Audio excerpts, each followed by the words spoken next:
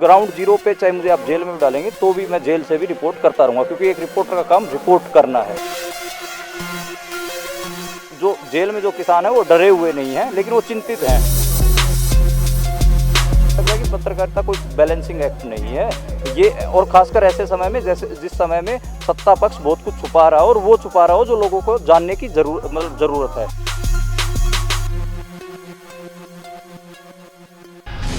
Hello everyone, welcome to HW News. At a time when India has slipped further on the World Press Freedom Index and journalists are being targeted for doing their job, sedition cases are being filed against them, they are being put behind bars, Mandeep Punia comes across as a voice of all of us in the fraternity.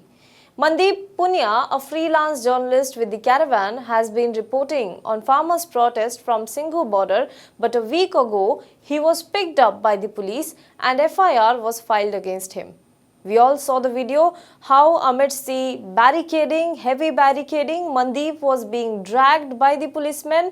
For few hours after that, the journalists and reporters on ground said that they had no clue where Mandeep was and police was not giving clear information about him. It was later, however, revealed that he was taken to a nearby police station and charged with obstructing the police in their duty. He was sent to Tihar jail. Support poured in from across the country demanding his release, and now he is out on bail. When he came out, we saw he had notes scribbled on his body. It was the names and stories of farmers who have been put in jail by the police.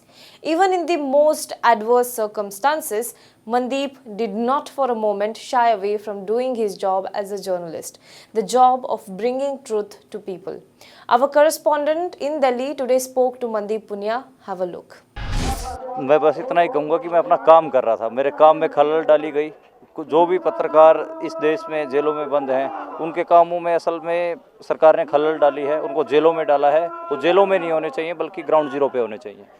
मेरे ऊपर लगाया गया है कि मैंने police के साथ मारपीट की है, पुलिस के काम में बाधा डाली है, पुलिस के साथ बदतमीजी की है। ये सब धाराएं लगाई गई हैं। जबकि मैं यहाँ पर रिपोर्टिंग कर रहा था, मेरे को उठाया गया है, टारगेट करके उठाया गया। उसके बाद उन्होंने मेरे साथ मारपीट करी, टेंट में ले जाके मुझे मारपीट की।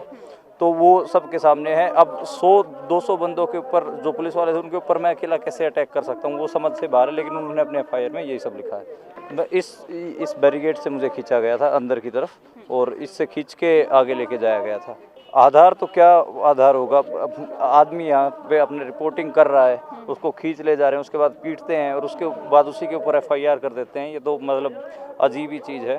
पर खैर, हम लगे हुए हैं, इसके ऊपर लीगल फाइट करेंगे। हमारे वकील साहब से हमारी बात हो रही है और मुझे जुडिशरी पर विश्वास है कि वो न्याय करेगी। ऐसा कुछ भी नहीं है, बल्कि यहाँ पर जो पत्रकार और जो साथी थे और जो किसान थे, उन्होंने देखा कि मुझे कैसे घसीट के लेके जाया गया।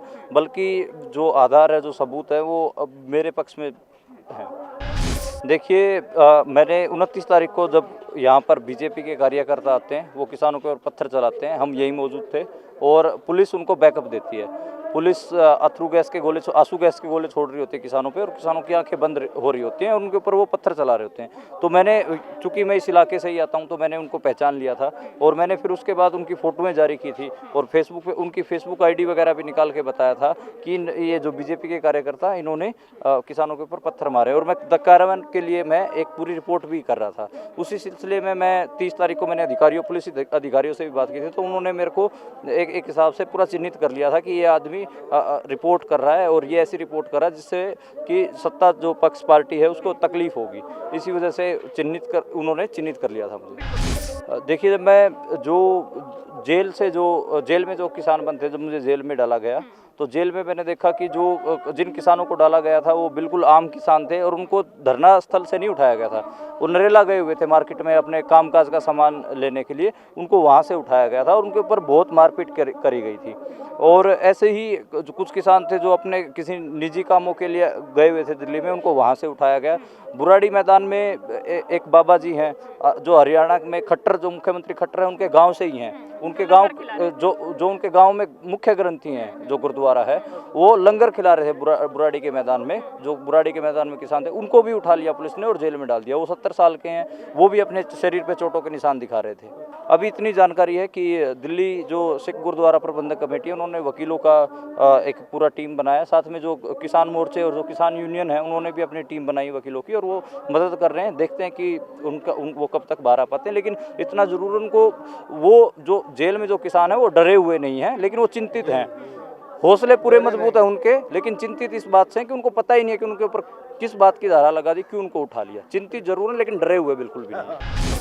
देखिए, जिस हिसाब का मुझे पत्रकार जो साथी थे उनका सपोर्ट मिला, और जो आम लोग थे उनका सपोर्ट मिला, किसानों का सपोर्ट मिला, और जो देश भर में छात्र और जो जितने भी एक हिसाब से सामाजिक कार्यकर्ता थे, जो सपोर्ट मुझे मिला वो बहुत मायने रखता है। और उसका एक दबाव तो बना ही, और वही सपोर्ट जो और पत्रकार बंद उनके लिए भी मिलना चाहिए। और जो किसान जेलों में बंद हैं उनके लिए भी कोशिश कर रहे हैं कि जो किसान यूनियन है वो इसी बात पर अड़ी है कि पहले उनको छोड़िए, उसके बाद बातचीत करेंगे। तो मुझे लग रहा है कि ये प्रेशर काम करेगा, और वो मेरे वाले मामले में भी काम किया। किसान नेताओं ने तभी के तभी स्टेटमेंट दी, और जो पत्रकारों के जो संघ हैं, जो यूनियंस हैं, उन्होंने भी स्टेटमेंट दी। पत्रकारों ने पैदल मार्च किया, पार्लियामेंट मार्च किया, तो समर्थन बहुत मिला मुझे। उसके लिए मैं शुक्रिया करना चाहूँगा सभी का। नहीं, डर कोई नहीं है, बल्कि जेल से बाहर आने के बाद तो मुझे दुगना उत्साह मिला है, और मैं ग्राउंड जीरो पर आपके सामने हूँ।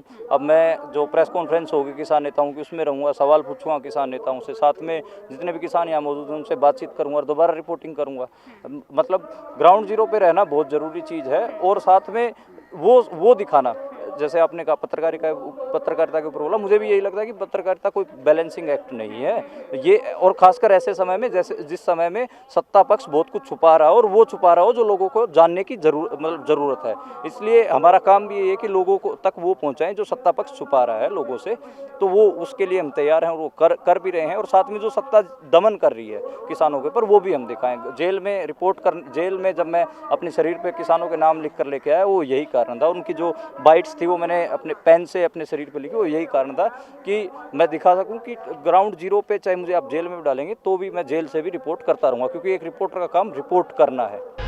देखिए, सबसे पहले तो यही कि सरकार इतना डर गई है कि उन्होंने बैरिकेडिंग इतनी स्ट्रॉन्ग कर दी, और दूसरी पत्रकारों को नहीं आने दे रही। आप आज कितना आपको पैदल चलना पड़ा, और साथ में और जो पत्रकार साथी हैं वो बताते हैं कि उन्होंने 15 किलोमीटर पैदल चलना पड़ रहा है, और जो आई कार्ड दिखाने के बावजूद भी एंट्री नहीं मिल रही।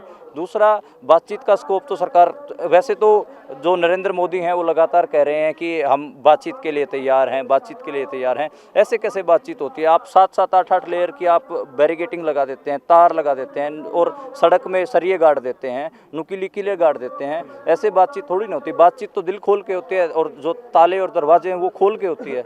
आप तो दरवाजे छोड़िए, आप तो दीवारें खड़ी कर रहे हैं सड़क पे, तो ऐसे बातचीत नहीं होती। मुझे लग रहा है कि सरकार थोड़ा सा इसमें दोगली नीति अपना रही है।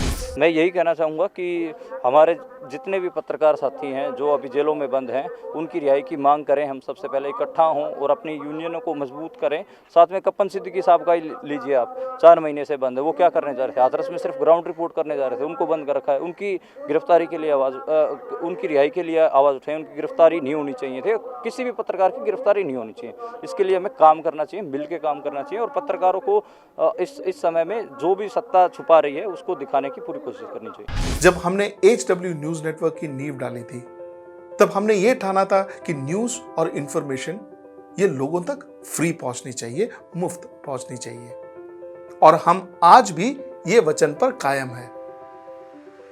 पर जैसे आपको मालूम है, न्यूज चैनल चलाने के लिए पैसों की जरूरत है, तो हमको सबको न्यूज फ्री पहुंचाने के लिए कुछ मेंबर्स और कुछ सपोर्टर्स की जरूरत है। जी हां, मेरी आप सबसे गुजारिश कि आप सब HW न्यूज हिंदी की मेंबरशिप को ग्रहण करें।